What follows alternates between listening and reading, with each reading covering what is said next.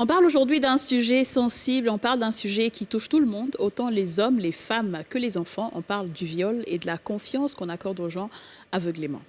À tout de suite.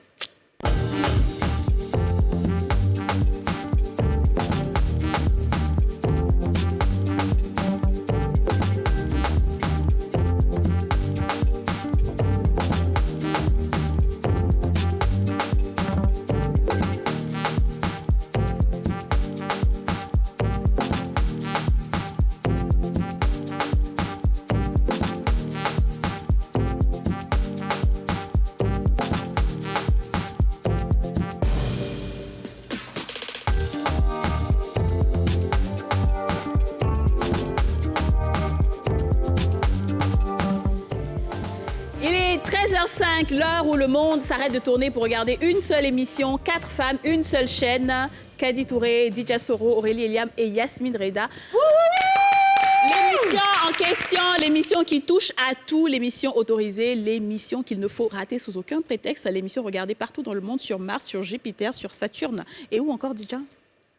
Au Bénin, au Burkina, au Mali, au Togo. Aux États-Unis, en France, en Belgique, au Canada, en Australie, en Haïti, Centrafrique, le monde entier. Le monde entier. L'émission qui réconcilie l'Ukraine à la Russie. Yeah! Ouais, quand même, hein. Ça, Ouais, c'est pas bien. mal. Ouais, ça, c'est Et puis bien. nos internautes chéris. Ah oui. On a quelques noms quand même Nos aujourd'hui. internautes, on a Titia Glace. Oui, Titia qui est souvent là. Titia Grasse, pardon. Époux, le cher époux. Le mari de Aurélie Bandiali. Adia aussi, je précise, il y en a un autre que j'ai remarqué qui écrit souvent des commentaires. Mathieu Adia, bonjour. Et merci Moi aussi, je pense que je vais commencer à remarquer. Hein. Je vais commencer à On remarquer. en a beaucoup, mais comme on ne peut pas tout dire, et puis on laisse d'autres. Donc on a regardé vous qui partagez beaucoup là. Continuez de partager, c'est une grâce que vous faites. Aujourd'hui, c'est une émission qui touche vos mamans, vos sœurs, vos tantes et vos enfants. On va essayer ensemble de combattre ce phénomène. On va en parler. Et nous sommes avec des consoeurs hein, de NCI, journaliste Mélina Makissi. Oh là là, Makissi! Mélina, ça va? Ça va très bien, merci. Mais nous sommes contents de t'avoir. Moi aussi, première fois sur ce plateau. Merci de m'accueillir. Il est comment notre plateau? Il est très beau. Franchement, quand je suis arrivée, je me suis dit, oulala, déjà vous brillez de mille feux. Et, Oui, également d'ailleurs. Ma chérie, il faut t'élever un peu. C'est une émission, quand même, l'émission de la femme ici. Si c'est pas un journal télévisé, c'est l'amusement. On va voir comment tu es belle. Ah oui, le journal. On va bousculer Mélina un tout petit peu. Evelyne débat avec nous. Evelyne débat. Ah oui. Aussi belle que talentueuse. Ah oui, ça, il n'y a rien à dire. C'est qui nous a ramené le trophée, s'il vous plaît. Ça pas n'importe quel, tu peux nous dire le nom du trophée. Ah oui, un trophée qui fait rire comme ça, c'est que c'est pas petit trophée. Evelyne, bénie. Ça va très Tu bien. vas nous montrer un peu comment tu es toute belle. Mais on me voit déjà. Oh Jésus, oh Jésus, oh merci. Avant, il a dit Jésus, parce que si on dit pas Jésus, tu n'as pas t'élever. Maintenant, ton Seigneur t'a fait que t'élever. Alors, Evelyne et Mélina, on est avec vous aujourd'hui pour parler du viol. C'est un sujet assez délicat, difficile. Et vous, en tant que femme, nous toutes d'ailleurs, vous qui êtes journaliste, qui êtes en contact souvent avec les personnes qui ont été victimes de viol, qui vivez beaucoup de choses, hein, c'est-à-dire souvent, vous ressentez, on va dire, le traumatisme de ces femmes-là. On va en parler avec vous, en fonction de certaines expériences et certains reportages que nous avons. Mais avant, je vais poser la question aux filles. Est-ce que vous avez déjà parlé avec une personne qui a été victime de viol? Je dirais ça comme ça. Vas-y, Lydia, je t'en prie. Oui, j'étais en 6e et j'avais une nounou. Une nounou? Une nounou, Okay. oui. De qui j'étais très proche et que je raccompagnais parce qu'elle ne dormait pas à la maison, donc je la raccompagnais tous les soirs.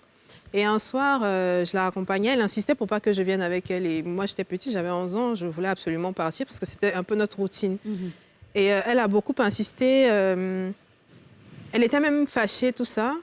Et donc, bon, je suis rentrée.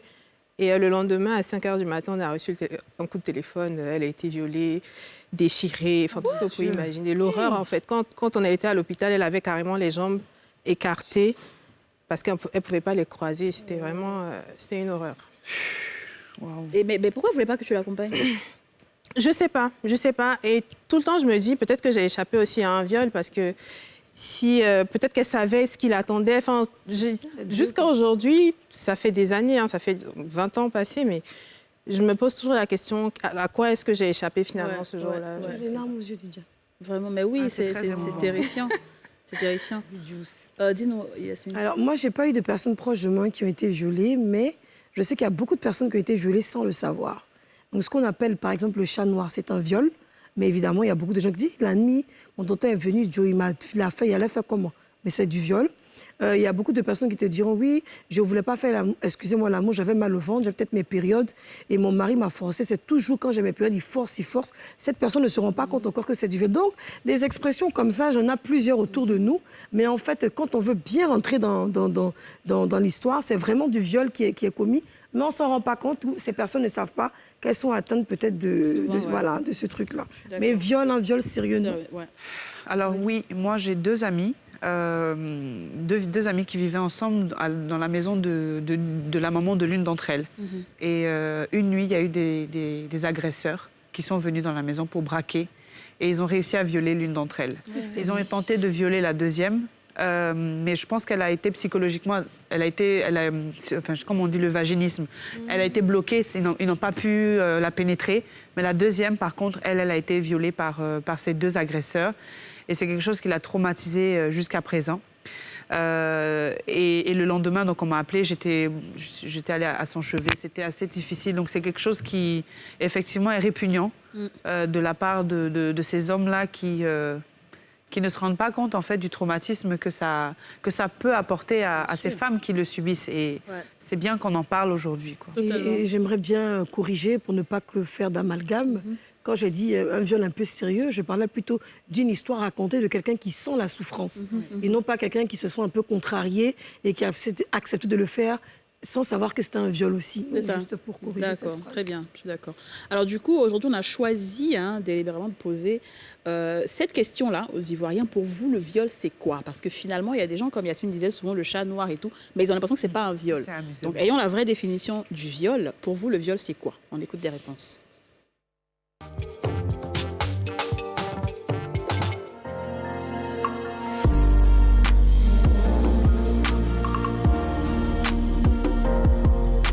Moi, je pense que le viol, c'est une chose comme on appelle... c'est un crime, en fait. C'est un crime, c'est pas bon. C'est pas quelque chose de bien. Même avec sa femme, c'est pas bon. Pour votre raison, quelqu'un qu'on ne connaît pas et qu'on vient violer, ça marque la personne. Donc, je pense que c'est pas quelque chose de bien. Voilà. Il n'y a pas de raisonnement à l'amiable normal. C'est que le raisonnement à l'amiable qu'on doit avoir, c'est que le gars doit au moins faire la prison. Pour au moins permettre à la personne de se soulager, savoir que la justice, il y a une justice un jour. Je peux définir le viol comme des rapports sexuels non volontaires. Bon, ce n'est pas une bonne chose, parce que normalement, pour les rapports sexuels, il faut être consentant. Maintenant qu'il y a une personne qui n'est pas d'accord, donc ce n'est pas normal. Pour les règlements amiables, je trouve que c'est ce qui fait que toujours il y a viol. Parce que si on partait à la police, on réglait normalement, je pense que les violeurs vont arrêter. Mais comme on parle de règlement à l'amiable, donc ça continue. C'est pas normal aussi. Pour moi, le viol, c'est une abomination. Le viol, c'est d'arracher la fierté et la dignité d'une femme. Parce que la femme, son âme se trouve là où vous connaissez là. Son âme se trouve là-bas. Très bien. Je pense que ce qu'elle a dit là, c'est bien. Est-ce que Evelyne et Mélina, est-ce que on a une bonne définition du viol ou vous voulez ajouter autre chose à cette définition-là? Je te laisse y aller, Evelyne. Ben moi, en fait, je suis d'accord avec la téléspectatrice qui parlait La dernière, là. La dernière. Je pense qu'il n'y a pas meilleure définition du viol que cela. Parce qu'on va parler de rapports sexuels non consentis. Ça fait joli, ça enjolive. C'est une abomination. Ouais. Ça ne devrait pas exister. C'est une violation du droit de la femme. Et je suis d'accord, c'est abominable. On n'a pas de mots pour décrire le viol. On va parler plus tard des conséquences, parce qu'il y a des conséquences sur du long terme. Pour moi, le viol, c'est quelque chose qui ne devrait pas exister. Il ne devrait pas exister. Très bien. Et je rejoins totalement Evelyne sur ce qu'elle vient de dire. Effectivement, le viol, c'est un crime et qui est punissable par la loi. Et donc, il faut que les femmes puissent le dénoncer et justement que la honte puisse changer de camp, parce que ce n'est pas acceptable dans notre société que les femmes et même des hommes aujourd'hui se fassent violer. Et il faut que les coupables puissent aller en prison. C'est terrible. Alors je vais commencer par toi, Mélina. Tu as été en contact avec des victimes de viol. Qu'est-ce qui d'ailleurs t'a poussée Alors, je suis partie d'un constat, c'est qu'on ne les entend pas, en fait, les victimes. Donc, je trouvais qu'il n'y avait pas justement de reportage, en tout cas en longueur, sur ce phénomène-là qui est pourtant bien réel. Et donc, j'ai décidé de chercher, de rentrer en contact avec des victimes pour entendre leur histoire, parce que finalement, je pense que on ressent mieux la violence et le traumatisme qu'elles ont vécu quand ce sont les victimes qui en parlent. Et à travers les témoignages que j'ai eus, je pense que c'est ce qu'on a pu aussi ressentir. Est-ce que c'était facile d'avoir des victimes? Parce que nous, on n'en a pas eu sur ce plateau. On n'a personne qui voudrait venir en parler à visage ouvert, en tout cas. À visage, Bien sûr, et moi aussi, d'ailleurs, je n'ai pas pu avoir des victimes à visage découvert parce que c'est encore très difficile pour elles d'en parler. Le traumatisme est encore bien présent, donc ça a été très difficile. J'ai dû rencontrer des associations qui m'ont aidée. Je leur ai expliqué la démarche, que c'était important pour les femmes de libérer la parole, justement, pour que les gens puissent prendre conscience de ce crime finalement. Et donc ça a été difficile, mais je suis arrivée à les convaincre, à les mettre en confiance pour qu'elles puissent nous raconter leur histoire. Très bien, on va regarder ce reportage-là d'Estelle et on revient. Avant de rencontrer son agresseur, elle était une jeune étudiante, pleine de vie, sociable et travailleuse. Sa vie bascule en 2019, lorsqu'elle rend visite à un homme qu'elle considérait comme son ami, avant qu'il ne devienne son bourreau, un soir de Ramadan. Il m'a dit, déshabille-toi. Là, j'ai rigolé parce que je me dis, c'est pas possible, on est amis, déshabille-toi. J'ai rigolé, j'ai dit, non, à quoi tu joues là? Je sais pas pourquoi tu fais ça et tout. J'ai croisé les gens plus fort comme je pouvais pas.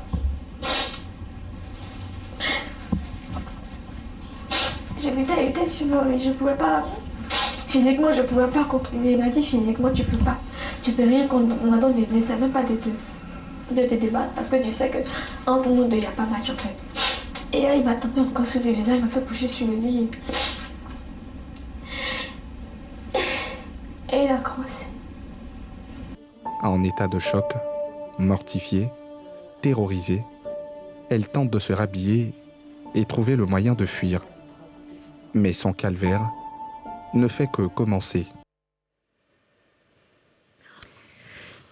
Effectivement, l'histoire d'Estelle m'a particulièrement touchée parce qu'Estelle, il faut dire que c'est une fille qui est vraiment très brisée. Elle est vraiment une vraie intelligence, c'est-à-dire qu'elle arrive à mettre les mots sur ce qu'elle ressent. Je veux dire qu'elle sort de la culpabilité, mais elle est totalement brisée. Il faut dire qu'à la veille de la diffusion de ce reportage, elle ne voulait plus du tout que les images soient diffusées parce qu'elle me disait « j'ai peur de la réaction des gens, j'ai peur de ce qu'ils vont dire, j'ai peur qu'ils se moquent, qu'ils rigolent de mon histoire et j'ai peur aussi de revivre à nouveau tout ce traumatisme que j'ai vécu. Et donc j'ai dû vraiment la rassurer, mais c'était très difficile. Stigmatisation justement des jeunes filles qui se font violer et qui en fait, c'est ça qui est grave, c'est qu'elles culpabilisent de ce propre viol. Elles se disent que c'est de leur faute à cause justement de l'image que les gens ont de ces femmes-là, malheureusement. En vérité, c'est parce que lorsque vous avez une personne qui arrive à témoigner à visage découvert, lorsque vous voyez sur les réseaux, vous savez, ça n'épargne personne. Les premières questions, tu as porté quoi ce jour-là? C'est quel habit tu as porté ce jour? C'est une question absurde. Est-ce que tu ne lui as pas fait les yeux? Il y a toujours un groupe de personnes, on dirait qu'ils sont endiablés et ils sont là pour briser, en fait. Et donc, ils ne se rendent pas compte que quand ils font ça, le viol peut venir taper à votre porte parce que c'est pas quelque chose qu'on provoque, c'est pas quelque chose qu'on demande. D'ailleurs, on prie même pour que ces choses ne puissent pas croiser un de nos parents ou un de nos proches. Et c'est ce qui fait qu'elles n'arrivent pas à témoigner. Je comprends tout à fait que les femmes refusent de partager leur histoire parce que là, on voit Estelle en train de pleurer parce qu'elle revit cette scène-là. Et voir ça encore à la télé, elle va la revivre encore la scène. Et du coup, elle se dit... il vaut mieux que je n'en parle pas, au moins j'oublie et puis c'est terminé. En plus, comme Yasmine le disait, il n'y a aucune bienveillance vis-à-vis des femmes qui sont victimes de viol aujourd'hui, surtout avec les réseaux sociaux. C'est que si jamais tu prends le courage d'expliquer et de dire que oui, j'ai été victime de viol, j'ai subi ça, effectivement, on va te dire, mais là encore, dans son cas, on aurait pu lui poser la question, mais pourquoi tu as un ami garçon, pourquoi tu vas le voir? Et finalement, la victime devient la coupable de son propre viol. C'est ça, Evelyne. Moi, je suis totalement contre le fait de garder le silence. Il faut briser le silence. Justement, c'est parce que les femmes qui ont été violées se disent « j'ai peur d'en parler, j'ai peur du regard de la société », que ce regard, il ne change pas. Moi, je n'arrive pas à comprendre souvent les femmes qui viennent à juger d'autres femmes qui ont été victimes de viol. Je n'arrive même pas à comprendre les hommes qui viennent à juger aussi les femmes qui ont été victimes de viol parce que vous avez une mère, vous avez un enfant, vous avez une épouse. Donc, il faut que les femmes brisent le silence, qu'elles aient le courage d'en parler et que la honte change de camp. Mais il faut aussi qu'il y ait un climat qui les encadre, qui les protège. Mais ce climat-là, il va s'instaurer de lui-même. Le silence va encourager la stigmatisation. Je suis d'accord. C'est ça le problème. Allez-y. Le silence encourage la stigmatisation. On va parler des chiffres tout à l'heure. Moi, je discutais avec une ONG qui me dit, en moyenne, peut-être par an, où les cas de viol que nous, on peut prendre en charge en tant que ONG, parce que financièrement faible, 450 par an, les cas qui peuvent prendre. Il faut qu'on en parle. Il faut qu'on ait le courage d'en parler. Il faut que les autorités mettent en place le cadre de protection morale des personnes. Il n'y a pas que la prise en charge juridique, il y a également la reconstitution même de la personne. Et on espère qu'au sorti de cette émission-là, en tout cas, parce qu'on a assez de profils qu'on va regarder, on espère qu'au sorti de cette émission-là, les autorités vont quand même lever le petit doigt pour faire quelque chose. Parce que les statistiques qui sont données là sont vraiment en deçà de la réalité. On a un autre profil qu'on va regarder là, c'est le profil de Sarah. C'est ici que vit Sarah. Comme Estelle, elle aussi connaissait ce qui allait bouleverser sa vie à jamais. Tout commence un après-midi, lorsque l'aîné de cette famille lui fait des avances. Des avances qu'elle refuse, avant qu'elle ne soit intimidée. Ça m'a quand il m'a appelé, c'est parti. Quand il est arrivé, il m'a dit de me coucher, il dit, il ne veut pas. Il dit, il va faire quelque chose. Il dit, le fait que j'ai dit ça à sa maman, il dit, ça ne m'a pas m'écouté. Il dit, pour pouvoir dire ça à sa maman, ça va écouter. Donc, quand il voulait sortir, puis il a mis de mon pied, puis il est tombé. C'est ça, la famille Pota. Il a commencé à me violer. Violée par 3 garçons, alors qu'elle n'avait connu aucun homme auparavant. Un traumatisme pour cette jeune fille mineure. Après ces 3 viols, c'est confus qu'elle constate un retard de règles les semaines suivantes. Je vois plus mes règles. La mère des 3 garçons la questionne sur son état de santé et lui demande le pire, après avoir appris les circonstances de la grossesse. Il m'a appelé dans la maison, il m'a demandé, il a expliqué tout ce qui s'est passé. Il m'a dit c'est faux. Que c'est moi qui ai violé son fils, qu'elle a appelé son fils pour lui demander son fils, dit c'est faux, qu'il m'a dragué et puis il a accepté. Là, ça m'a dit, si on me demande, il dit c'est son fils que moi, il a violé son fils, ses enfants. Violée, engrossée, malade, contrainte à mentir, forcée à avorter. Une quintuple peine pour Sarah, qui a du mal à retenir ses larmes. La méthode de sa patronne pour empêcher la grossesse d'aboutir était d'une rare violence. Ils ont acheté les médicaments qu'on voulait préparer. J'ai fini de boire les médicaments. Je me couche, puis elle m'a de mon ventre. J'ai fini de...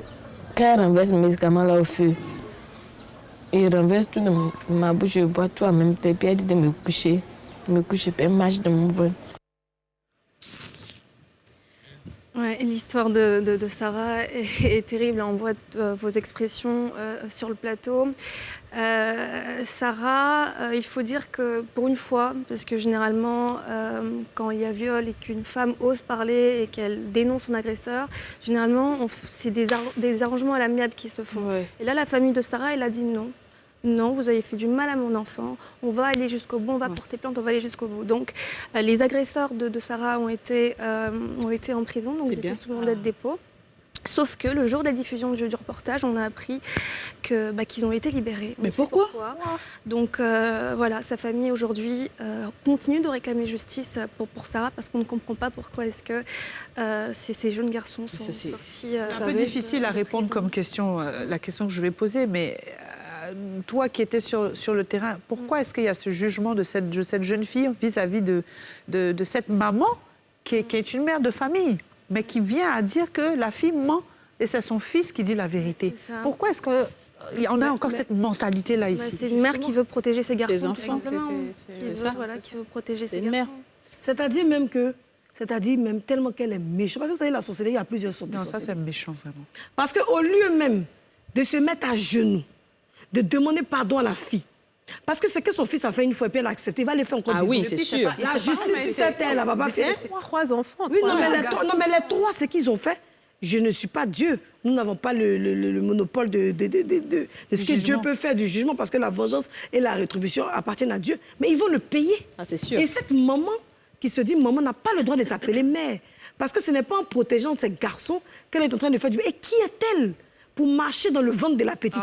Franchement. C'est trop grave. Moi, je pense que la mère aurait dû répondre aussi de ses actes. Parce Bien que sûr. la violence que la petite a subie, c'est de la complicité. Et même quand Ils doivent tous aller en prison, en fait. Quand j'écoutais Sarah, j'avais même le sentiment qu'elle avait plus mal de la violence qu'elle a subie de la mère. Bien sûr, justement. C'est ce que je suis en train de dire. Evelyne qui est toute retournée, oui. Moi, je suis toute retournée. Mais en même temps, j'aimerais saluer le courage des parents de Sarah. Parce que pour moi, c'est ça l'exemple, en fait. Nous, on a travaillé sur un sujet où la petite de 5 ans, et ça me rappelle la question que Yasmine posait quand on dit « Mais qu'est-ce que tu as porté quand une femme a été violée ?»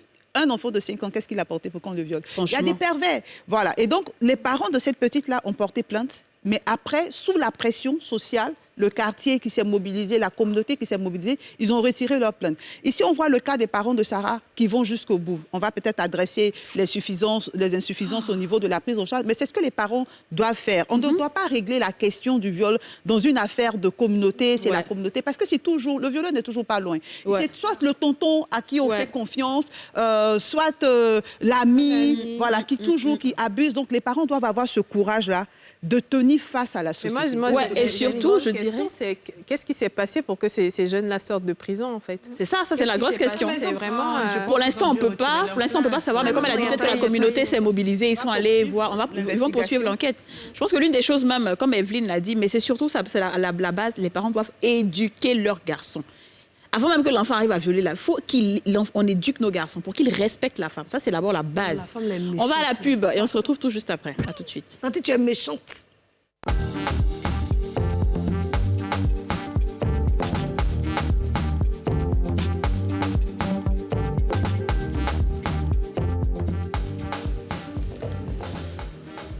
De retour sur le plateau des femmes d'ici, nous parlons de viol parce que la honte doit changer de camp. Nous sommes avec Mélina Makissi et Evelyne Deba, toutes deux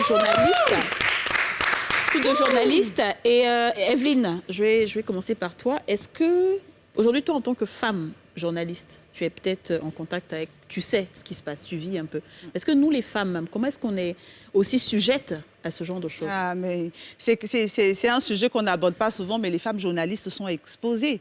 Elles sont beaucoup exposées sur les lieux de reportage, dont la recherche de l'information, la collecte de l'information. Mais il y a des histoires qu'on n'a pas envie de raconter ou qu'on ne peut pas raconter pour ne pas peut-être s'attirer la foudre. Mais des femmes journalistes diront, je suis allée dans telle région de la Côte d'Ivoire couvrir un atelier ou une activité. Après, il s'est avéré que l'un des organisateurs avait le double de la clé de la chambre d'hôtel. Elle rentre le soir vers 2h, 3h du matin. Le monsieur, il est dans la chambre. Il est dans la chambre. Il y a plein de cas comme ça, victimes d'harcèlement sur les lieux, les femmes publiques qui souvent, qu'on poursuit souvent. Parce que c'est vrai, c'est difficile pour une femme journaliste d'écouter l'histoire des autres femmes. Mais les femmes journalistes elles-mêmes sont exposées à des violences sur les réseaux sociaux. Voilà. À des gens qui te disent, mais toi, le jour que je t'attrape dans la rue, quelque part, tu vas voir ce que je vais te faire. Ça existe. Et ça ne devrait pas exister. Normalement. Parce qu'une femme reste une femme qu'on doit respecter. Mais est-ce que même entre femmes, même on se soutient même réellement dans ce genre de situation? Bon, ça, c'est un autre débat. Moi, il y a une question que j'ai envie de poser à tout le monde. C'est vraiment, je sais toujours hors sujet, mais depuis que le début de l'émission, on me dit, pose cette question. Est-ce que vous pensez qu'un enfant, une petite fille de 17 ans, 18 ans, dans certaines régions, je dis bien régions, on la marie.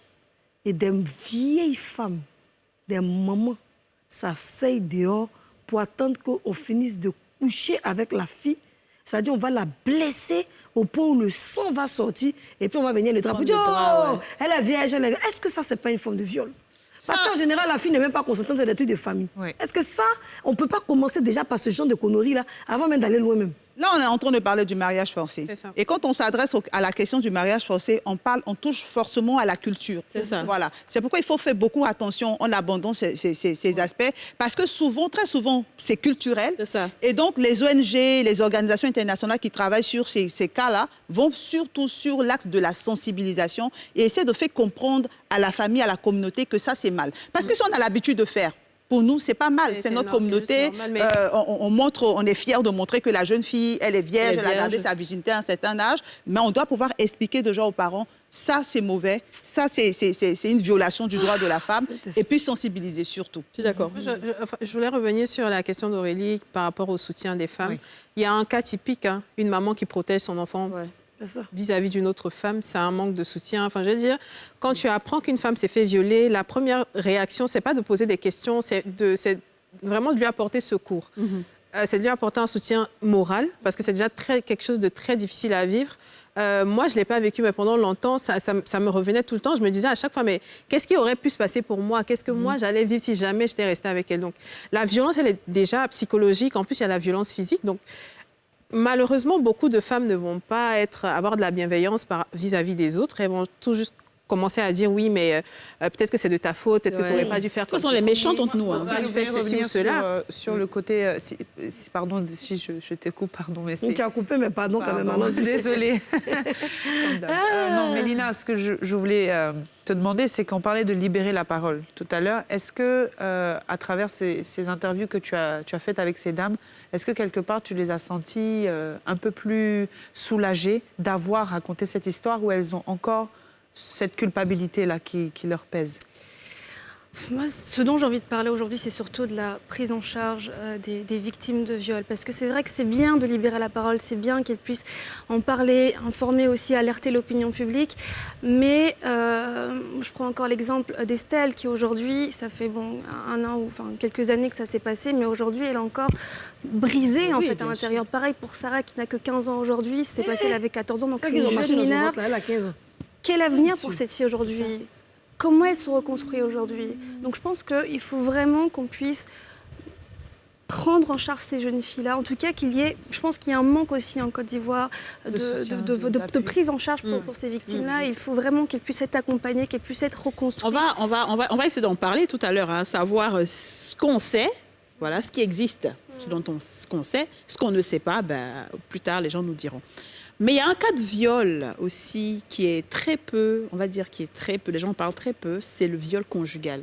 On se dit que quand tu es marié, forcé, c'est ton devoir, tu dois être là à la disposition du monsieur, comme on dit là, il doit labourer son champ comme il veut. On a un cas typique, c'est le cas de Irène. On regarde. Son supplice commence lorsqu'un gynécologue lui interdit tout rapport sexuel lors d'une grossesse à haut risque. Bon, à partir de ce moment, il n'a pas compris pourquoi est-ce qu'on m'interdisait tout rapport sexuel. Il a dit que ce n'était pas normal, qu'aucun médecin ne pouvait demander à une femme mariée de ne pas avoir de rapport sexuel. Donc, il ne comprenait pas. Il m'a dit que j'avais inventé pour ne pas avoir de rapport sexuel avec lui. Il m'a sodomisé sans mon consentement. Voilà.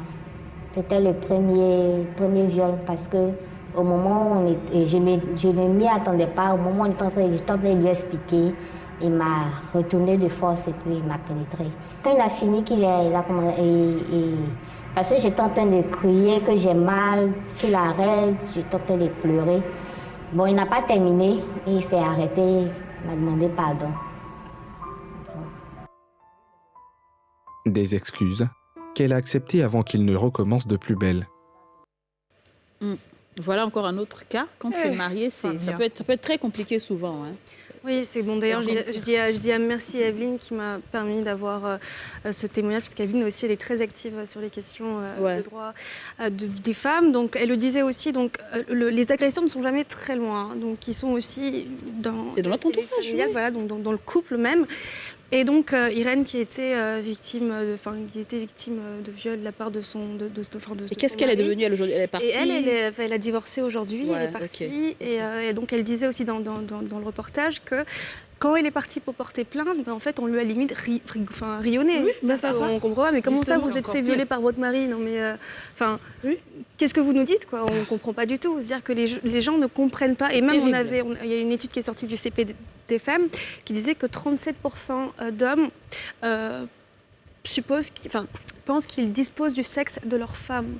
Et même un peu plus de 30% de femmes pensent la même chose. C'est-à-dire qu'il y a un vrai problème, en fait, de réflexion à avoir autour de tout ça. De mentalité, d'acceptation. En tout cas, moi, une fois j'ai fait un post sur les réseaux sociaux, les gens m'ont attaché un peu. Le viol conjugal existe.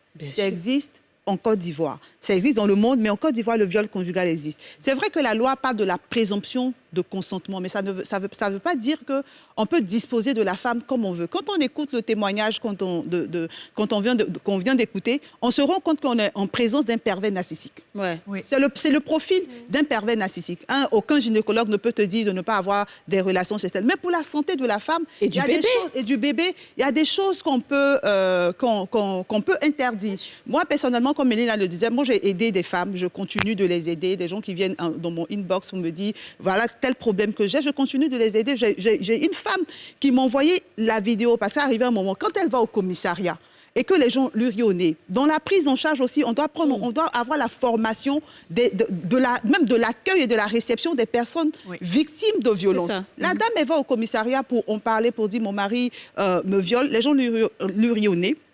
Donc l'ONG, qu'est-ce qu'on lui a conseillé? C'est d'enregistrer. C'est ça. Mais c'est terrible, Kadi. Moi, j'ai veillé toute une nuit, je n'ai pas pu dormir. Quand la dame a envoyé les enregistrements, le monsieur l'a battue. Il finit de la frapper, de lancer les casseroles, le tout, et sur elle, là, et il lui dit, il veut avoir des rapports. Elle dit, c'est pas possible. La dame est en train de pleurer, elle est meurtrie. La dame a déposé son téléphone et elle enregistre. Et le monsieur, il couche avec elle. C'est du viol. C'est du viol. Mais ils sont mariés légalement. Elle arrive au commissariat, elle essaie d'expliquer l'histoire. Mais tu parles de quoi? Mais vous êtes mariés et tout et tout. Moi, je pense qu'on doit avoir une oreille attentive à ce que les femmes vivent dans les foyers. Les femmes... Et ça commence par nos forces de l'ordre. Parce que c'est des hommes, généralement. Ça commence par ceux même qui accueillent. Beaucoup de femmes dans les foyers souffrent en silence. C'est une question d'éducation et les hommes, de façon générale, ne sont pas éduqués sur la question. Donc, c'est normal qu'arriver dans un commissariat, un homme s'offusque qu'une femme vienne lui dire que j'ai été violée par mon mari, parce que dans sa tête, c'est pas possible. Un mari ne viole pas sa femme. Donc il faut effectivement qu'il y ait une vraie formation de ces forces de l'ordre là pour leur dire qu'un viol, peu importe le cadre dans lequel c'est fait, c'est un viol, que ce soit le mari ou un étranger. Moi, je vais plus loin. Le problème de rabaisser les femmes, là, ce n'est même pas seulement en Afrique. On voit en France aujourd'hui des femmes qui se sont faites brûler il y a quelque temps pour ça. C'est-à-dire que nous, on est réduites malheureusement à ce rôle de tu te couches et puis tu fais et puis tu te tais. Ouais. Si tu dis quelque chose aussi... On dit que tu es féministe. Voilà. Alors que non, on est des femmes, on a le droit de disposer de notre corps quand on veut. Si on veut faire l'amour, on le fait. Si on ne veut pas, on ne le fait pas. Et il faut qu'on respecte cela. Parce que si on ne le respecte pas, on en vient à ce qui se passe. C'est très grave. Alors, Evelyne, je veux te poser une question par rapport, par exemple, à l'un des témoignages qu'on a vu. C'était une servante où il y a eu les 3 enfants et puis la dame. Est-ce qu'il y a beaucoup de cas comme ça, des travailleuses comme ça, les femmes de ménage, on va les appeler, qui sont vraiment vivées parce que c'est des dames de ménage et elles n'ont pas les moyens, les parents sont au village, le problème est minimisé. Mais il y a beaucoup de cas, Yasmine. Il y a les cas, même là, ce sont des jeunes. Mais il y a des cas où ce sont des patrons. Oui. C'est le mari de la dame qui, la nuit, quand la dame est couchée, va taper à la porte de la servante et dit à la servante, tu ne fermes pas la porte. Le matin, si la servante a fermé la porte et il est tout nerveux, cette fille, je ne veux pas. C'est ça qu'on dit chat noir et puis d'autres ne savent pas que c'est un viol, en fait. Et qui trouve que c'est normal pour lui. Quand la jeune fille, la jeune servante explique à la patronne, moi j'ai eu des cas, la patronne ne croit pas. Oui. Elle ne croit pas. Si tu veux venir mentir. Voilà. Elle ne croit pas. Donc la jeune fille ne sait pas comment expliquer à sa patronne. Souvent, elles préfèrent partir quand elles ont la possibilité de partir. Mais souvent, elles sont prises dans un piège de la menace de tu vas aller où, tu vas dormir où, qu'est-ce que tu vas faire. Il y a beaucoup de cas comme ça. Il y a aussi des cas aujourd'hui, il faut qu'on en parle, puisqu'on est en train de parler de viol. Il y a des cas aussi parce que c'est le lieu d'attirer l'attention des parents. C'est le cas aussi des servantes qui violent les enfants. Merci. Ça, là, c'est il y a le cas des servantes qui violent les enfants, les filles, les garçons. Les petits garçons, mais les petites filles aussi. On a eu un cas comme ça, où c'était la servante qui violait la petite fille avec ses doigts. Une femme, oui. Oui. Mais on a travaillé sur des cas comme ça. C'est aberrant. Oui, la servante. Et chaque fois que la petite essayait d'expliquer à maman, quand tu n'es pas là, tata, fait tout. La maman, elle ne comprenait pas. Elle se dit peut-être que c'est en prenant soin d'elle, peut-être en voulant faire sa toilette et tout. Un jour, elle veut faire la toilette de sa fille, elle découvre que vraiment, c'est des trucs. Et elle explique, on connaît la servante. C'est la servante qui le faisait. Donc, je veux dire, les viols existent sur plusieurs formes. Ouais. Donc, les parents aussi doivent faire attention. Ouais. Avec qui on laisse l'enfant à la maison. Quand on a parlé tout de suite des servantes, tout le monde a pensé aux petits garçons. Mais les filles aussi sont victimes des viols de la part des... Est-ce qu'on a des statistiques aujourd'hui? Est-ce qu'on a des statistiques aujourd'hui sur... Mélina, tu me diras. Est-ce qu'on a il y a une dernière étude en 2020 qui chiffrait 822 cas de viols qui ont été recensés, sauf que forcément, ce sont des chiffres... On est à 900 maintenant, on a plus de 900 en 2021. Par quoi? Mais 900 cas de viols recensés pour les cas, il faut préciser, où les personnes ont accepté de parler. Oui. Voilà, où les personnes ont accepté de parler. Parce que très souvent... En Côte d'Ivoire ou à Abidjan? Voilà. En Côte d'Ivoire. Abidjan, les dernières études que j'avais eues de cette ONG que je lisais ce matin, qui parlaient de près de 1000 cas. 1000 cas de viol. Un peu plus de 1200. Est-ce que... Voilà. C'est vrai qu'on entend de moins en moins, par exemple sur les réseaux, à une époque c'était très... les gens en parlaient beaucoup, aujourd'hui on en parle de moins en moins. Mais est-ce que le fait de faire tout le temps des règlements amiables avec les familles des violeurs et des victimes, ça ne crée pas ce climat de confiance-là finalement au niveau des violeurs qui se disent de toute façon ça peut arriver, après on va régler ça à l'amiable, on va donner de l'argent si c'est une famille démunie. Mais c'est ce qu'on dit, hein. Il y a les règlements à l'amiable. Il y a le cas dont on vient de parler où ils ont été arrêtés, ils ont été libérés. On va continuer l'investigation pour voir comment. Il y a aussi les moyens. Quand je n'ai pas les moyens de me prendre un avocat, je vais me tourner certes vers l'association des femmes juristes qui elle-même aussi a ses propres insuffisances peut-être de personnel et tout. C'est de ça qu'on parle dans toute la prise en charge. Regarde, quand une personne déjà a été violée, il lui faut un certificat médical pour le prouver. 50 000 francs le certificat médical. C'est gratuit maintenant. Gratuit, le décret d'application n'a pas été pris. La loi a été prise pour dire que le certificat médical doit être gratuit, mais le décret d'application n'a pas été pris. Donc ça veut dire que ce n'est pas encore effectif. Appliqué. Donc, pour que, comme me l'expliquait quelqu'un, en fait, pour que tu puisses bénéficier de cette gratuité, il faut que le procureur réquisitionne un médecin. Donc, il faut que déjà ton affaire puisse arriver à un niveau où on peut réquisitionner un médecin qui va te faire le certificat gratuit. Donc, déjà, il y a des ONG qui ont des médecins qui essaient de faire le certificat gratuit. Mais aujourd'hui, sur l'étendue du territoire, il y a des endroits où tu vas, parce que le décret d'application n'est pas pris, on te demande de payer. On te demande de payer. Donc, justement, il faut voir. Maintenant, on dépasse cette étape du certificat médical. Il te faut un avocat pour t'accompagner. Tu payes l'avocat avec quel frais? Donc, après, quand la famille évalue tout ça, déjà, il faut prendre en charge médicalement la personne qui a été violée. Après, il faut prendre en charge l'aspect psychologique. Oui. Après, il faut prendre en charge les frais juridiques. On voit que c'est beaucoup trop et souvent malgré. Parce que les parents qui acceptent l'arrangement à la biable, c'est souvent malgré eux-mêmes. Ils n'ont pas les moyens d'y aller. C'est pourquoi moi je dis que cette question doit être adressée franchement. Et on va l'adresser tout à l'heure. On va l'adresser et même juste après la pub, on va parler de faire confiance aveuglément. Parce que mine de rien, comme on dit, les violeurs sont autour de nous. La première, elle est allée dans une fête, ça s'est passé. L'autre, c'est terrible. On marque une pause publicitaire et on se retrouve tout juste après. Tout de suite.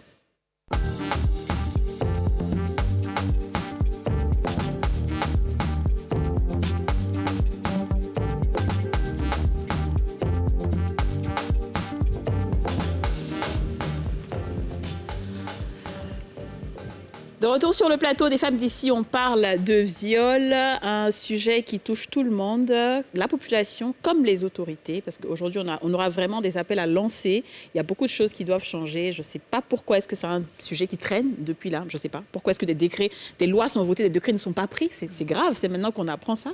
Nous sommes avec Mélina Makissi et Evelyne Deba. Les filles ont fait un autre tour avec Mélina avant de partir sur un sujet de confiance avec une reconstitution de fait que Evelyne a faite. Alors Mélina, est-ce que dans les cas que tu as vus, tu sais qu'il y a des fois des folles, on les appelle les folles qui sont dans la rue, qui sont aussi violées mais qui ne peuvent pas s'exprimer. Il y a aussi les enfants handicapés qui sont violés, qui ne peuvent pas s'exprimer. Les gens qui sont malades. Moi, voici les cas que j'ai vus. Hein. Je te pose la question aussi dans tes enquêtes. Ce sont plus les enfants, les petits garçons et les petites filles. Souvent, c'est le grand-père qui doit la petite fille. Il y en a beaucoup. Souvent, c'est les chauffeurs de cars, de bus, des écoles. Ils conduisent car et puis ils attendent toujours pour déposer ta fille en dernière position. Et en ce moment, ils sont deux. Celle qui est derrière dit, bon, il faut me laisser, c'est donc quelque chose, j'ai géré. Et puis, il dit, on va jouer. Attends, j'ai ouvert tes jambes. Est-ce que vous avez eu des cas d'enfants comme ça? Parce que c'est ça même qui est plus fréquent. Bon, j'en ai pas eu là personnellement, mais j'en vois dans la presse régulièrement.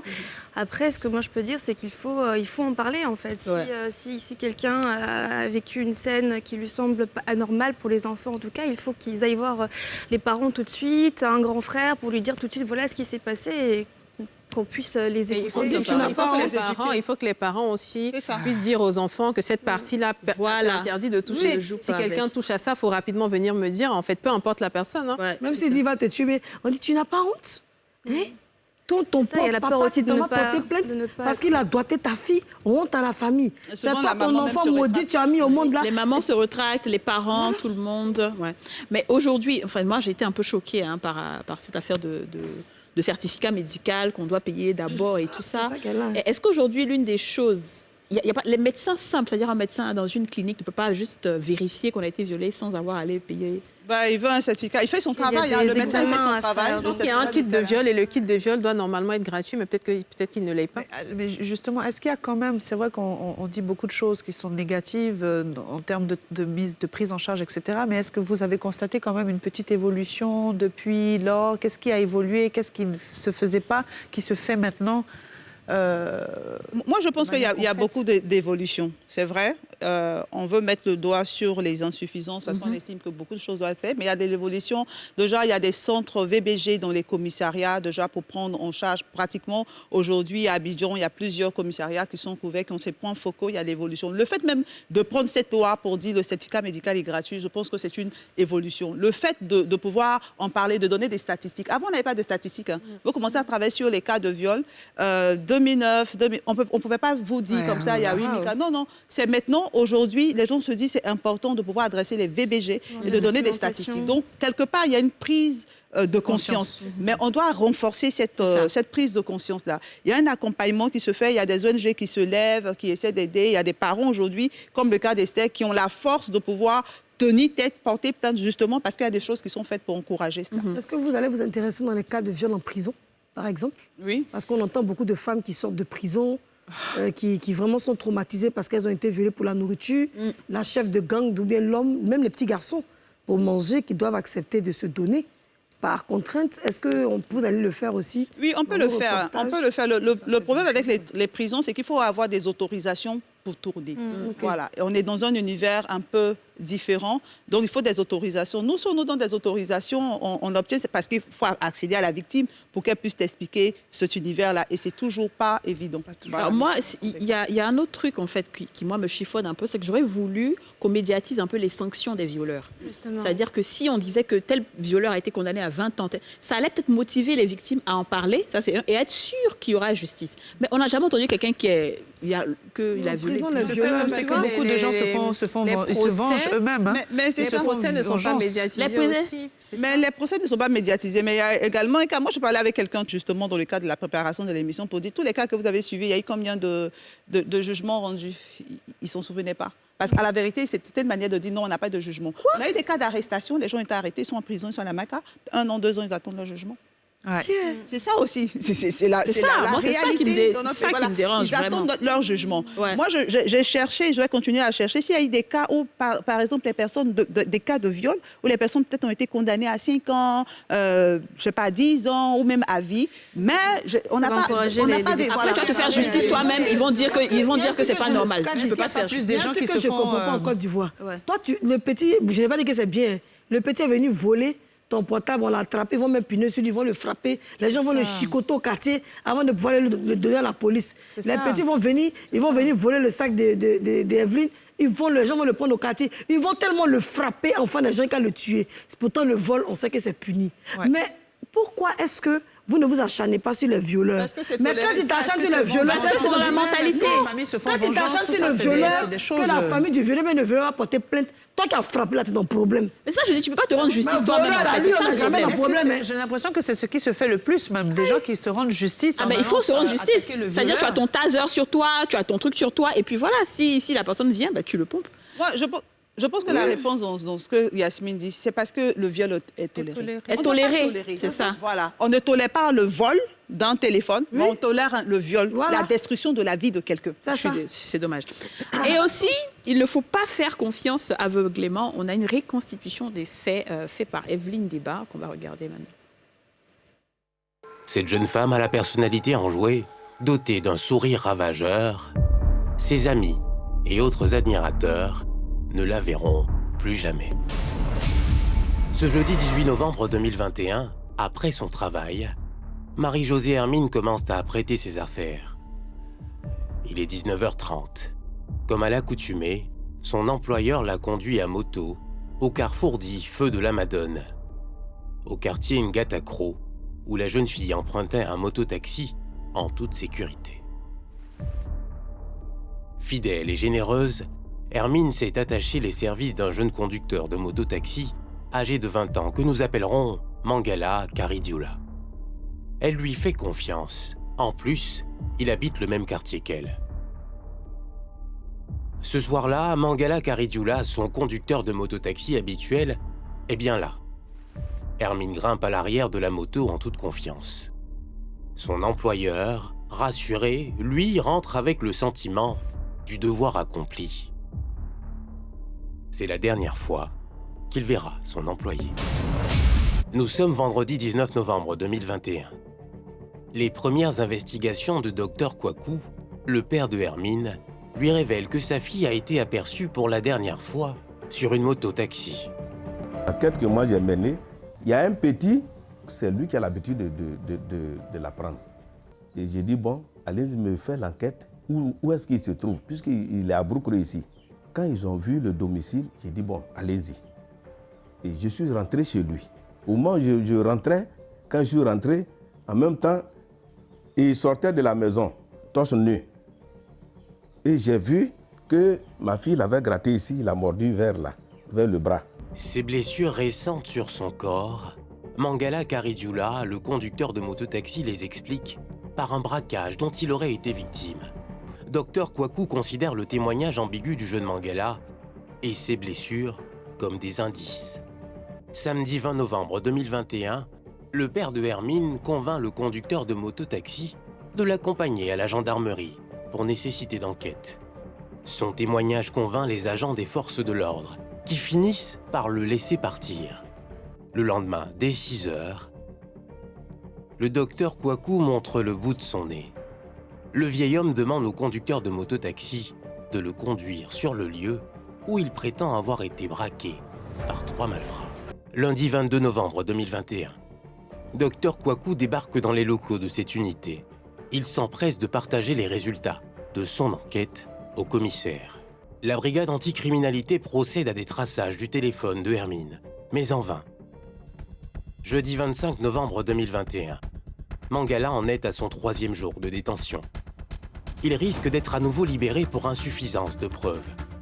C'est là que toute l'histoire va s'emballer. Waouh. Alors, Evelyne va terminer. Je rappelle que c'est un extrait de Focus Faits divers présenté par Evelyne Deba. Evelyne, tu vas terminer l'histoire, ce qui s'est passé, mais moi déjà je suis choquée que ce soit le père qui soit en train de mener une enquête. Oui, c'est vraiment choquant. C'est très choquant. D'ailleurs, comme toutes les histoires qu'on aborde dans Focus Faits divers. Moi, j'étais sur mon ordinateur, même ici à NCI, je tombe sur un avis de disparition d'une jeune fille. C'est comme ça que l'histoire commence. Et je vois Hermine, elle est belle et tout. Ses amis s'activent, l'université Alassane Ouattara de Bouaké, les gens, il y a des alertes un peu partout, donc je suivais comme ça. Et puis 3 jours après, je vois dans le groupe des étudiants, là, elle a été retrouvée, mais elle a été retrouvée morte. Donc les enfants, en fait, ça pleure, les gens sont un peu désolés. Et je cherche à savoir un peu l'histoire. Et je vois que c'est une affaire, elle a été retrouvée morte, elle a été violée par son chauffeur de moto, taxi et tout. Donc j'ai envie d'investiguer l'affaire. Et vous allez remarquer, l'histoire se passe en 2021. 2021, mais c'est en 2022 qu'on a pu avoir le père, parce que les parents ne pouvaient même pas parler, ils étaient choqués, la sœur, personne ne voulait nous prendre au téléphone. L'histoire c'est vraiment tragique, c'est douloureux. Donc Hermine, cette jeune fille, et je profite pour présenter encore mes condoléances à la famille, aux parents qui ont accepté de nous raconter cette histoire. Elle est une jeune fille, à 3 ans, elle est déjà au CP1. À 19 ans, elle est en licence, c'est vraiment une studieuse et tout, elle aime ses études et tout. Et elle a tellement peur, c'est parce que c'est la peur qui fait qu'elle se fidélise à un mototaxi. Elle a tellement peur de peut-être un jour se retrouver morte ou violée et tout, donc elle se fidélise. Et quand elle finit entre ses cours et qu'elle va à la bijouterie pour travailler, le patron prend le soin de l'accompagner. Moi, c'est la partie qui brise mon cœur en fait. Il prend le soin de l'accompagner ce soir-là, jusqu'à ce qu'elle prenne le mototaxi et qu'elle parte. Sauf que ce jour-là, elle n'arrivera plus jamais chez elle, à la maison, parce qu'en route, le gars prétend qu'il veut faire une course, il veut bifurquer, il va faire une course rapidement pour qu'il puisse continuer le trajet. Elle le connaît, elle lui fait confiance, il a l'habitude de la déposer, donc elle trouve qu'il n'y a aucun problème, alors qu'il y avait un piège avec 2 ou 3 de ses amis. Ils ont dû peut-être la droguer, ou on ne sait pas. Ils se retrouvent très loin du lieu où elle a été prise ce soir-là, et elle a été violée, elle a été tuée et tout. Donc, on essaie de reconstituer avec les témoignages du père, avec les témoignages de la sœur, des amis, des parents et tout, pour voir ce qui s'est passé. Et bien sûr, comme on a dit, ce sont des informations, mais on ne saura vraiment pas ce qui s'est réellement... Mais bien sûr, mais le gars, il a été arrêté. Mais le troisième jour, oui, est-ce qu'il s'est mis à table? Parce que le père, maintenant, il mène des investigations. Le père, déjà, il va voir la police pour dire « ma fille a disparu ». Ils ont leur code, ils se disent que peut-être ce n'est pas encore alarmant à ce niveau-là. Essayez de voir, est-ce qu'elle n'a pas fait une fugue, est-ce qu'elle n'est pas allée chez une sœur. Alors que là, au troisième jour, ils essaient de voir et tout. Et après, le père, il revient à la charge, il dit, je ne retrouve toujours pas mon enfant. Et comme lui, il connaît le mototaxi, il se rend chez lui un matin pour dire, tu es la dernière personne à avoir vu mon enfant. Tu l'as déposé à quel endroit? Il raconte une histoire. Non, je l'ai déposé dans un hôtel. Non, après, non, le monsieur dit non. Il faut que tu me dises où tu as déposé mon enfant. Donc, c'est le père qui mène des investigations. La police a ses règles. Elle a donc, on appréhende le monsieur, le mototaxi. La police estime qu'il n'y a pas suffisamment d'éléments. Peut-être parce qu'il faut reconnaître qu'il y a la présomption d'innocence. Oui, c'est ça aussi. Donc, on n'a pas suffisamment d'éléments pour le garder. Donc, on décide de le libérer. Sauf que le père, lui, ne lâche pas l'affaire. Très bien, vraiment. Parce qu'il se rend compte qu'il y a quelque chose qui ne cloche pas, qui ne colle pas dans l'histoire du jeune homme. Et c'est grâce au père, parce que le jeune homme, quand il a fait ça, il a eu le courage de prendre le téléphone d'Hermine et d'utiliser ce téléphone-là. Wow. Le père avait reconnu le téléphone. Et moi, on a tous, tout le monde a généralement des taximètres avec qui on est proche et tout. Oui, il a pris le téléphone d'Hermine. Comme on dit, il faut... C'est vrai que, comme on dit, c'est Dieu qui nous protège en premier. Mais au-delà de ça, pour éviter au maximum de vivre ce genre de choses, moi, je dis toujours, il faut toujours changer. Que tu sois véhiculé ou que tu prennes un taxi, il ne faut jamais le prendre toujours dans le même endroit. Il ne faut jamais qu'on te remarque dans le même endroit. Tu changes d'endroit. Ensuite, si tu dois sortir pour aller, par exemple, boire un verre avec des amis, faut toujours te faire entourer de bonnes copines. Le verre que tu bois, tu le déposes. Si tu te lèves, que tu reviens, tu n'utilises plus jamais ce même verre parce qu'il y a aussi des gens qui mettent de la drogue dedans. Il y a vraiment des techniques à avoir parce qu'en tant que femme, on est toujours 10 fois plus sujette à des agressions que je suis d'accord. Ce sera en même temps ton mot de fin, oui, Aurélie, parce qu'on est à la fin de l'émission. Dija, je pense que... c'est comme ça, le temps passe vite. Je pense que la confiance n'exclut pas la prudence, comme on dit. Absolument. C'est vrai que je suis vraiment désolée pour Hermine parce que c'est une chose à laquelle tu ne t'attends jamais, surtout quand tu as tes habitudes avec une personne et que tu fais confiance à cette personne-là. Mais encore une fois, ça nous montre que faut pas faire confiance à tout le monde. Et malheureusement, on n'est pas à l'abri parce que ça peut arriver à n'importe qui. Il faut prendre soin de vous, il faut prendre soin des autres et puis faut toujours porter une petite oreille attentive à ce qui se passe dans notre entourage parce que parfois, on est témoin de certaines scènes, mais on ne se sent pas concerné souvent. Ouais. Donc, parfois, il y a même des gens qui violentent d'autres personnes dans la rue, mais on se dit, c'est pas mon problème. Il faut se sentir vraiment concerné par ce qui se passe autour de nous. Très bien. Alors, arrêtez d'exposer les servantes en les filmant, en les mettant sur Facebook pour dire qu'elles ont volé dans votre maison. C'est vrai que la maltraitance aussi des enfants, c'est quelque chose. On ne dit pas que c'est pas bien de le faire. Arrêtez d'exposer les servantes pour dire qu'elles ont fait des rituels. Elle veut aller donner. Si elle veut donner son âme au diable, ce n'est plus à ton niveau. Mais surtout exposer vos maris qui sont des violeurs, qui font des chats noirs, Puisqu'on vous demande de supporter, de rester dans ces foyers et que vous n'avez pas d'autre alternative à part eux, Dieu vous envoie en enfer le jour où vous quittez chez eux. C'était écrit à votre naissance que si vous n'étiez pas ce monsieur violeur-là, votre vie n'allait pas avancer. Et essayez aussi d'exposer. On veut le voir filmer. Vos garçons qui violent, il faut les montrer. Le tonton qui a violé, il faut le montrer. Mais vous êtes prompt à exposer l'enfant des autres pour des petits vols. On ne dit pas voler est bon, mais exposer aussi le mal qu'il y a chez vous. C'est ainsi que vous hériterez du royaume des cieux. Parce que pour l'instant, entre la vie et la mort, vous avez choisi la mort et la mort est en train de frapper à votre porte. D'accord, Yasmine. Mélina? Donc, je voulais inviter aujourd'hui toutes les victimes de viols en Côte d'Ivoire à sortir de la honte, parce qu'il faut que la honte change de camp, à en parler, à libérer la parole, parce que leur témoignage est important pour faire avancer les choses. Ce n'est pas elles qui doivent avoir le mauvais rôle. Le mauvais rôle, c'est pour les agresseurs. Et il faut surtout aussi que l'État de Côte d'Ivoire fasse des efforts pour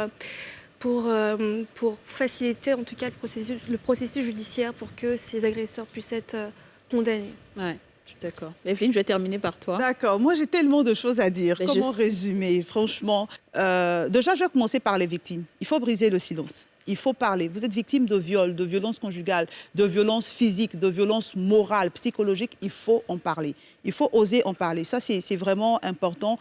Aux parents, surveillez vos enfants. Faites attention à l'entourage de l'enfant.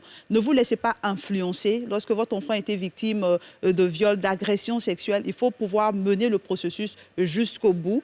Et puis, à toutes les personnes, toutes ces ONG, toutes ces personnes qui travaillent sur ces questions-là, allez vraiment faire des recommandations. Taper du poing sur la table. Et puis, nous sommes des femmes des médias que vous avez invitées. Donc, invitez aussi les médias à en parler avec les bons termes. Peut-être que ça fera l'objet d'une autre émission, mais que les médias également s'impliquent. Il y a la prise en charge psychologique, c'est vrai, la prise en charge juridique, mais il faut aussi aider les victimes à se reconstituer, par exemple, à changer de quartier, à changer d'école, à changer d'environnement. Tout ça, c'est important dans cette prise en charge. D'accord. Moi, je vais terminer. Elles ont tout dit, mais moi, je pense qu'il faut encore redoubler d'efforts. Il ne faut pas faire confiance à tout le monde. Il ne faut pas du tout faire confiance. Même si vous avez un taximètre, un mototaxi qui vous prend tous les jours, exprès, quand vous êtes avec lui, prenez votre téléphone, appelez quelqu'un devant lui pour qu'il entende. Et puis dites, je suis avec tel, hein, on s'en va dans tel coin, et tout, et tout. Ça va peut-être lui faire peur un peu, et tout, il va changer, mais on n'est jamais assez prudent. Surveillons les fréquentations de nos enfants. On ne sait pas, on ne sait jamais. Merci beaucoup de nous avoir suivis. On espère que cette émission-là va parler à beaucoup de personnes et qu'enfin, le silence sera brisé. À demain.